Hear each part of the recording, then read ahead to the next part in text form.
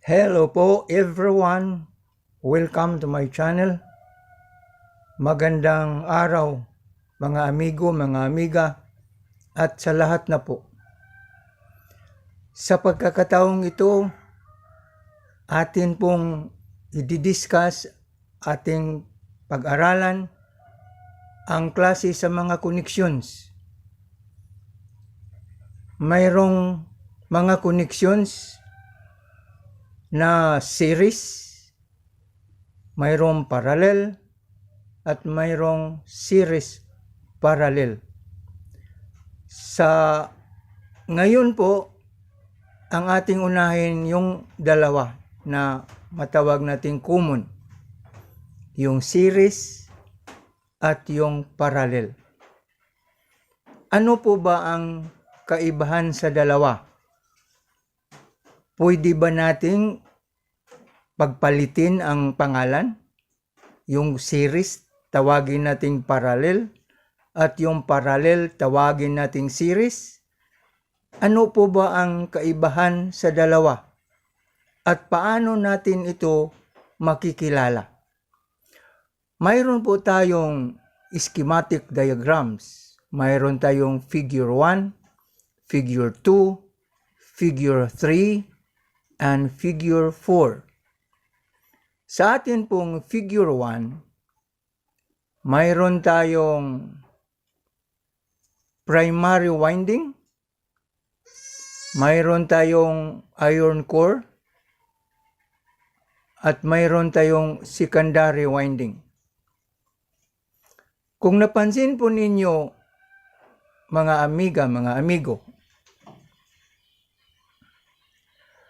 mas maraming number of turns sa primary winding dahil ang ina-absorb po niya o i-handle niya ay 220 volts. Samantalang ang ating secondary winding, maliit lang po ang number of turns dahil ang i-handle niya o i-absorb ay 12 volts. So, ito po ang ating schematic diagram sa step-down transformer. Sa atin pong output or secondary winding, mayroon tayong ikinukunik na kapasitor, electrolytic capacitor. Mayroon pong positive plate, mayroong negative plate. Ang tawag po sa koneksyong ito ay series. Sa dahilan po na ang dalawang paa ng kapasitor ay nakakunik sa isang linya. So yan ang palatandaan na ang component, ma-resistor man, makapasitor man, ma-diode man, kung ang dalawang paa nakakunik sa isang linya, ang tawag doon series. So ito'y pwede nating tawaging series capacitor.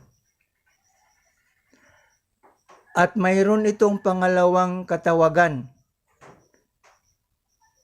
Ito'y pwede ring tawaging coupling capacitor. So, ang series connection o ang series component ay pwedeng tawagin sa dalawang pangalan. Isa, series capacitor or coupling capacitor. Ngayon, kung ilagay natin ito sa actual, kung anong magiging response sa capacitor na i-connect natin sa series, malaman po natin kung i-actual natin.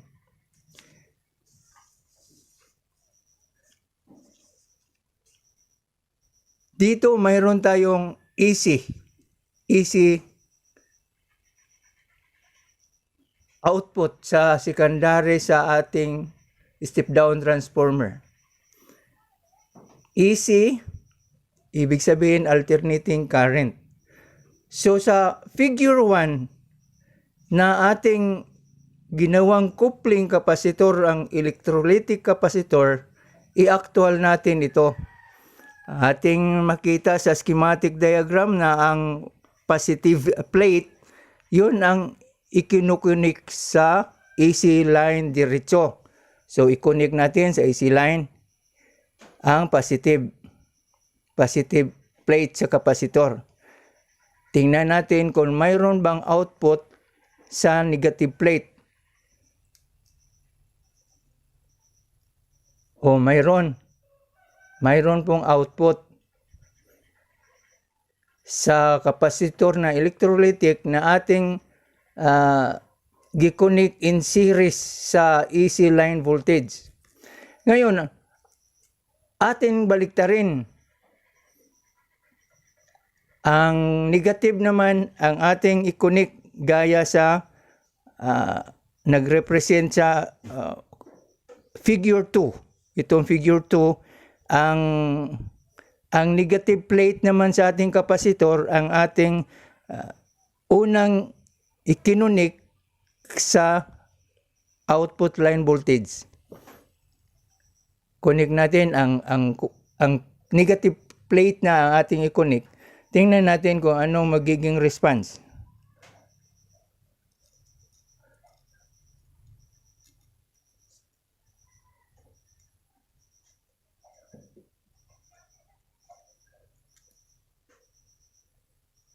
Mayroon pa ring output voltage. So ano pong ibig sabihin mga amiga, mga amigo? Ang kapasitor na electrolytic, basta i-connect natin ito sa series connection o gawin natin itong coupling kapasitor. Sa figure 1 man na ang positive ang ating ikinunik sa positive or AC line voltage, mayroon pa rin siyang voltage out.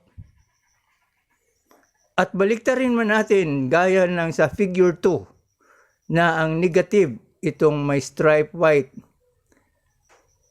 Ang una nating i-connect sa AC line voltage, ang resulta, mayroon pa ring output. Ibig sabihin, ang electrolytic capacitor o kahit yung walang polarity, non-polar capacitor, pagbaliktarin man natin ang connection, bali-bali,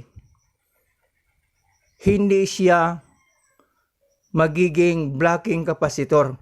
Ibig sabihin, i-allow niya in both direction. I-allow niya ang current at saka voltage to flow. So, mauni siya ang series connection. O rather, mga amigo, mga amiga, ito po ang series connection. At isa pang katawagan nito ay parallel o rather coupling resistor. Tandaan po natin, dalawang katawagan lang po. Basta series connection, ang components, ito man ay kapasitor, ito man ay diode o resistor, ang tawag doon, coupling. Coupling resistor, coupling kapasitor. Yan po, mga amigo, mga amiga. Ngayon,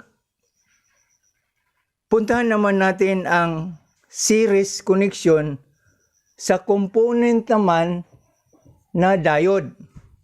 Kung ano ang kaibahan, mayroon bang kaibahan? Mayroon po bang kaibahan ang diode at saka kapasitor kung direkta nating i-connect sa AC line voltage? Subukan natin, unahin natin yung cathode. Connect natin sa AC line voltage. Tingnan natin kung mag-produce ba ng voltahe sa anode.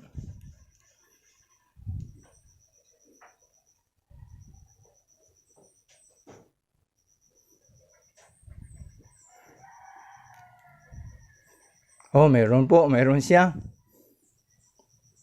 Baliktarin natin. Ang cathode o ang anode naman ang ating ay i-connect kung anong magiging response. Anod na ngayon nakakunik. Tingnan natin kung may output ba. Meron. So ating nasaksihan na ang kapasitor, electrolytic man, baliktarin man natin saan mang paa ang una nating i-connect sa AC line voltage in series, parehas po siyang magbigay ng output. Parehas lang po sa diode. Anode man ang una nating i-connect o ang cathode man una nating i-connect, kahit baliktarin man natin, i-allow pa rin niya ang voltage and current to flow. Yan po ang sa series connection. Series or coupling connection. Ngayon, puntahan na natin ang ating figure 3 and figure 4, or rather, puntahan na natin ang parallel connection. Dahil yung apat na schematic diagrams, puro yan series. Series capacitor na bali-bali. Binaliktad natin ang positive-negative, pareho siyang mag-allow ng current and voltage to flow. At dito naman sa diode, anode man ang ating unang i-connect o cathode man, pareho po siyang may voltage. So ang response sa electrolytic capacitor sa AC line voltage connected in series at ang response ng diode directly connected to AC line voltage in series, bali-bali man, baliktarin man natin, ay parehas lang siya ang response. It will allow current to flow in two directions. Ngayon, doon na puntahan na natin ang parallel connection. Ano po ba itong parallel connection? Ito po ang ating schematic diagram sa parallel connection. Mayroon tayong tatlong kapasitor. 1, 2, 3. Ay paano natin makilala na ang kapasitor ay pwede nating tawaging parallel, hindi series, parallel na? Ang palatandaan sa parallel, kung ang isang paa ng kapasitor nakakunik sa isang linya, samantalang ang pangalawang paa nakakunik sa ibang linya, ang tawag doon hindi na po series, kundi parallel. So ito ang schematic diagram sa parallel connection. Mayroon tayong tatlong electrolytic capacitors. 1, 2, 3.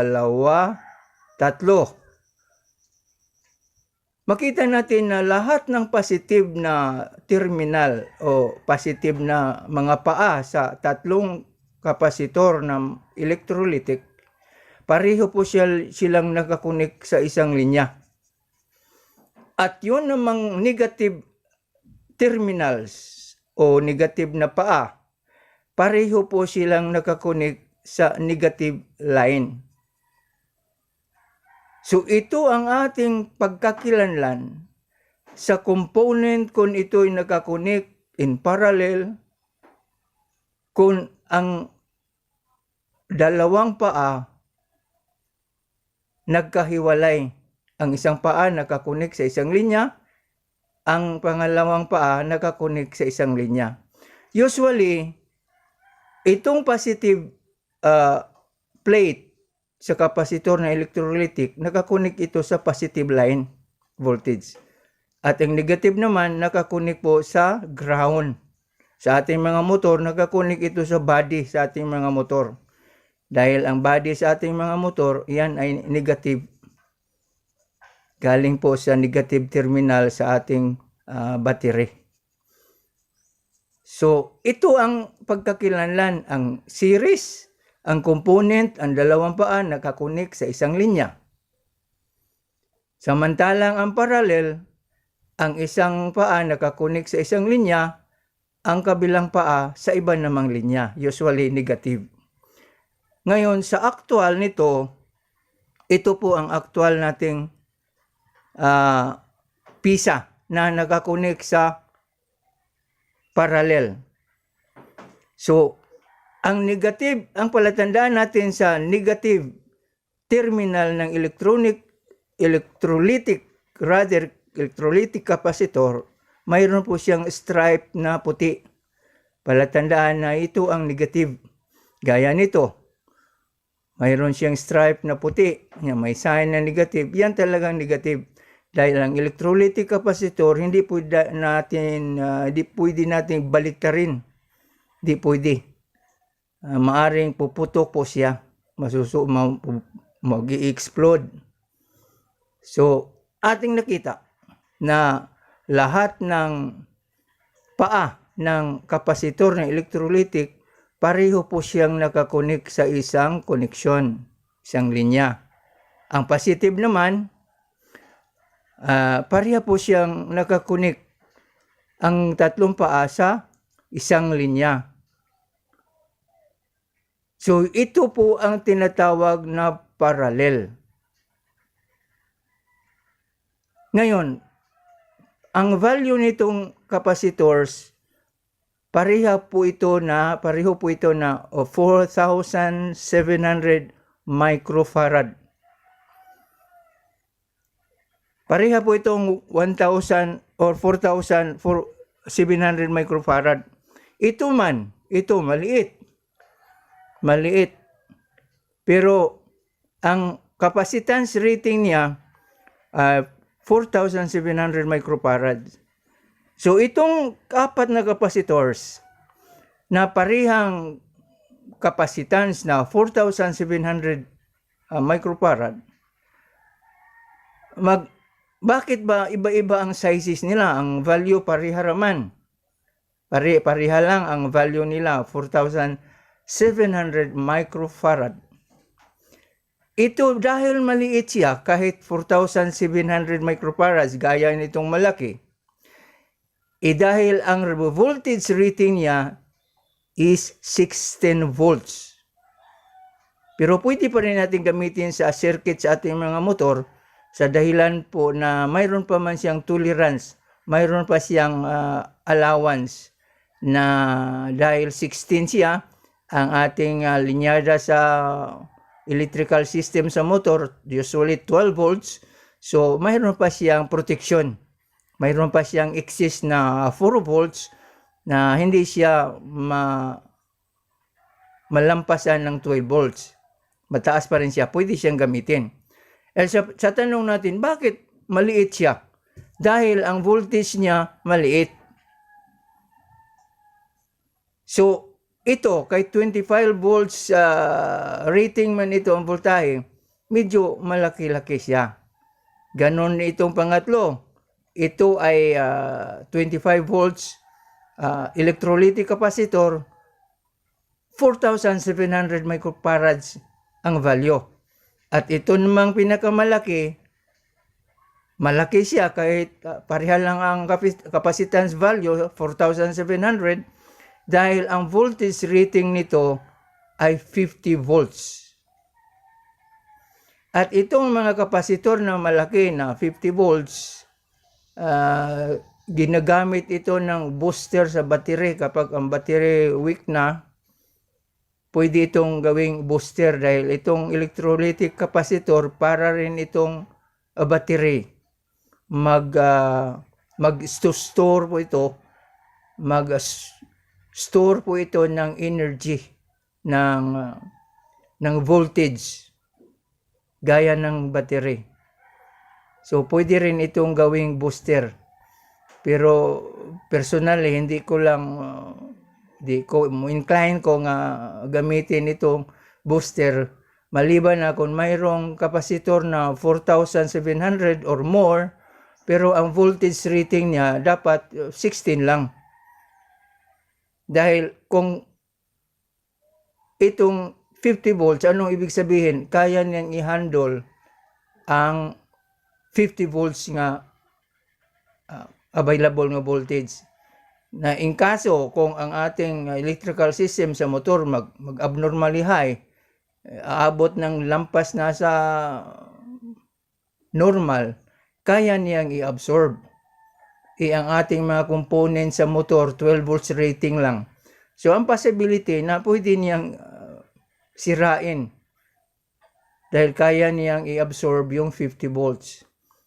So kung pang urgency lang, pwede siguro itong gamitin na booster, temporary lang, hindi pang matagalan. Dahil pwedeng sirain ang ating mga components. Yan lang po mga amigo, mga amiga. At maraming salamat sa inyong lahat. Higit sa lahat, maraming salamat sa may lalang.